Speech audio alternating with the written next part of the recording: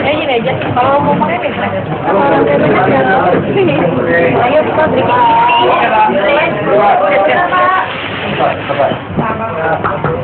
Ya, terima kasih.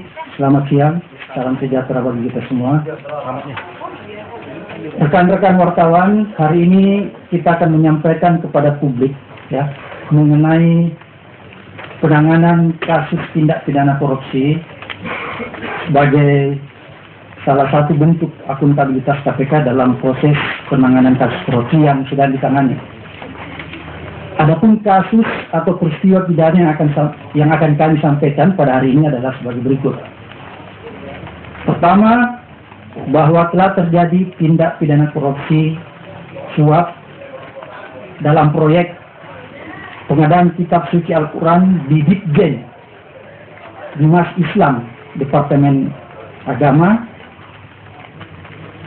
Dan kedua, di proyek pengadaan laboratorium komputer Madrasah Sanawiyah di Ditjen Pendidikan Islam tahun anggaran 2011. Dan yang ketiga adalah proyek pengadaan kitab suci Al-Quran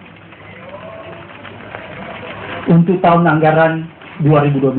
Jadi pengadaan kitab suci Al-Quran ada dua. Satu proyek tahun 2011, satu proyek tahun 2012. Dan yang kedua tadi adalah proyek pengadaan laboratorium komputer MTS. Adapun tersangka dalam kasus ini adalah singkatannya ZB, ya, anggota Dewan Perwakilan Rakyat dan sekaligus anggota Badan Anggaran periode 2009-2014.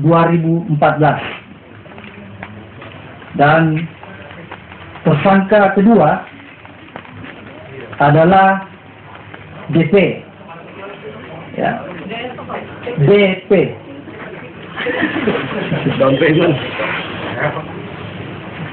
KPK dalam hal ini telah menemukan minimal dua alat bukti yang cukup untuk meningkatkan status kasus tersebut ke tahap penyidikan. Oleh sebab itu, tadi kita sudah sebutkan bahwa yang bersangkutan kita sudah tetapkan sebagai tersangka. Adapun modus atau kronologis perkara sebagai berikut. ZB mengarahkan kepada oknum Ditjen Dinas Islam untuk memenangkan PT A3I atau Adi Abdi Aksara Indonesia dalam proyek pengadaan Al-Quran. Kemudian ZB juga memerintahkan oknum di Dirjen Pendidikan Islam untuk mengamankan proyek pengadaan laboratorium komputer untuk MTS dan pengadaan sistem komunikasi untuk memenangkan perusahaan PT BKM. Adapun pasal yang dilanggar adalah sebagai berikut, yaitu pasal 5 ayat 2, kemudian pasal 12 huruf A atau B, dan pasal 11 dan Undang-Undang nomor 31 tahun 99 unit Undang-Undang nomor 20 tahun 2001 tahun 2000. Oke, untuk sementara itu dulu yang kami ingin sampaikan. Silakan adik-adik kalau ada yang ingin ditanyakan. Yang dari DP itu pada mana Pak? Pihak mana? DP ini adalah Direktur Utama PT atau yang bersangkutan diidentifikasi sebagai Direktur Utama KSAI.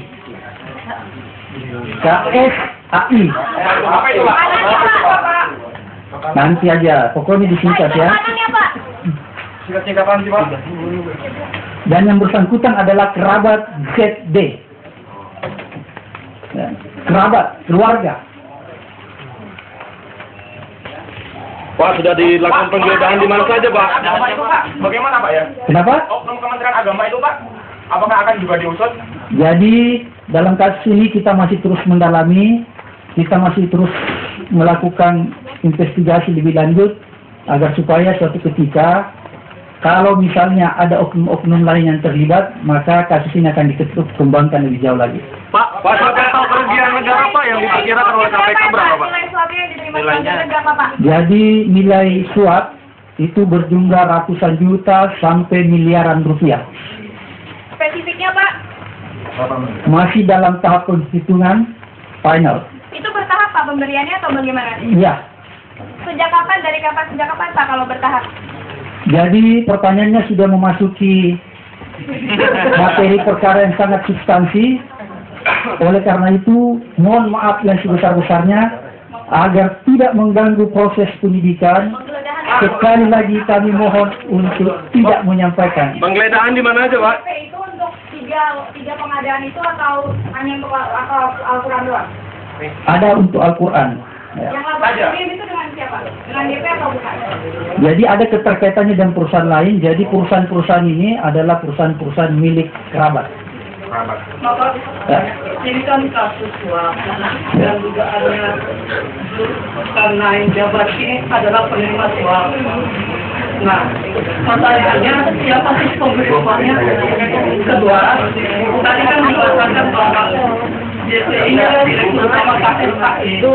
Sedangkan jawaban dipasarkan bahwa yang terlibat itu adalah PT Tadi Astra Indonesia Ya. dan PT DKM. Ya. PT DKM ini yang mana lagi, Pak? Kan begini, ini ada 3 proyek, ya. Jadi ada beberapa perusahaan yang masuk ke dalamnya. Oleh sebab itu ada beberapa perusahaan, ya. Dan siapa pemberinya itu kita sudah ketahui. Tapi sekarang untuk hari ini kita belum umumkan. Tapi pihak penyidik sudah ketahui. Mungkin paling lambat minggu depan ya, kita akan umumkan lagi bertahap. Nilai suapnya?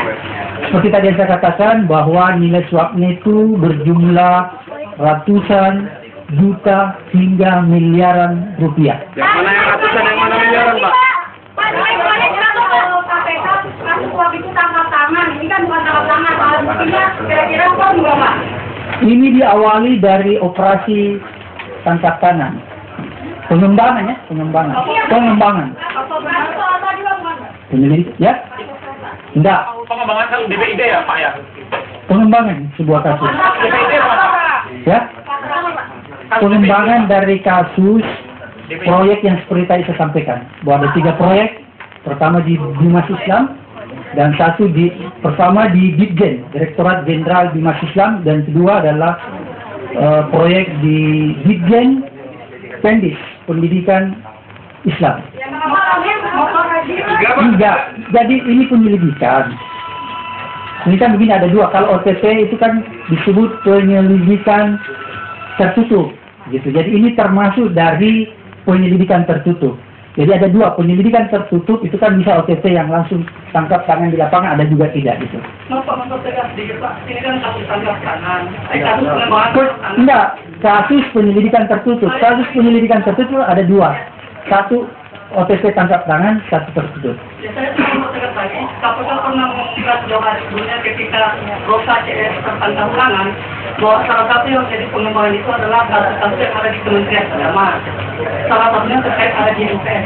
Nah, apakah itu yang kemudian menjadi pengembangan yang ditetapkan tersangkanya saat ini? Oh beda, sama sekali beda. Tidak ada keterkaitannya. Tadi 3 Pak, poin. Satu lagi poin penting, Pak. apa hari ini, Pak? Jadi rangkaian dari sebuah proses penyelidikan dan penyidikan yang di dalamnya termasuk penggeledahan juga akan dilakukan. Hari ini ada Pak. Insya Allah. Hari ini mana ada Tempat Pak Ketua. Ya, Konkretnya yang digeledah di tempat berapa TKP hari ini? Hari ini, Pak. semua lokus atau tempat-tempat yang diidentifikasi bisa didapatkan sesuatu bukti-bukti atau fakta-fakta, maka penyidik akan melakukan penggeledahan di tempat itu. Artinya di kantor Kemenak dan DPR tidak ada penggeledahan hari ini Pak Ketua. Bisa saja ada. Tapi sudah ada. Dia tahu belum, Pak? Kantor di DPR, Pak. Siapa? Seperti tadi saya katakan bahwa kasus ini kita masih dalami dan masih terus dikembangkan. Kenapa kita tidak mau buka hari ini? Karena kita masih memerlukan beberapa bukti dan masih ingin melihat keterlibatan pihak-pihak lain di dalam kasus ini. Kalau hari ini kita sampaikan semuanya, maka kita khawatir ada beberapa alat bukti yang bisa raih. Oke? Pak, berarti terkait oknum Kementerian Agama, Pak. Tadi berasal dari eksekutif atau Kemenak sendiri Pak? Kenapa? Seperti tadi yang saya sudah katakan, bahwa ini adalah bagian dari penyidikan yang masih memerlukan proses lebih jauh, maka pemberinya atau penyuapnya untuk sementara kita masih tidak sampaikan hari ini, tapi insya Allah ke depan dalam tempo 1-2-3 hari yang tidak terlalu lama, kalau kita menganggap semua alat bukti, semua perampungan terhadap kasus ini sudah selesai, maka akan kita sampaikan. Pak Abraham, seperti yang Bapak tuturkan tadi, bahwa kasus ini terkait dengan oknum di Kementerian Agama atau pihak eksekutif.